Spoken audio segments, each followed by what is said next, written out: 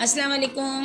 नौनिहालों के लिए क़सस उल-अंबिया की कहानियाँ, कुरान से रिलेटेड सच्चे क़िस्से जो हमारे बच्चों के लिए ईमान अफरोज़ बातें जो हमारे बच्चों में तरबियत और तालीम दोनों की कमी को पूरा इंशाअल्लाह करेगी। और आप वालिदैन से गुजारिश है कि बच्चों को ये वीडियो ज़रूर दिखाइए। आजकल हम पढ़ रहे हैं हज़रत इलियास अलैहिस्सलाम की कहानी पढ़ रहे हैं। और हज़रत इलियास अलैहिस्सलाम की कहानी का एक हिस्सा है ईमान की दावत। चुनाचा जब अल्लाह ने अपने आप अलैहिस्सलाम को नबूवत अता फरमा दी और हुक्म दिया कि इस कौम को ईमान और तौहीद की तरफ बुलाओ, तो आप अलैहिस्सलाम पूरी हिम्मत के लिए साथ उन्हें ईमान की दावत देने में लग गए। आप अलैहिस्सलाम ने लोगों को बड़े सब्र, बर्दाश्त और वक़ार के साथ ईमान की दावत दी।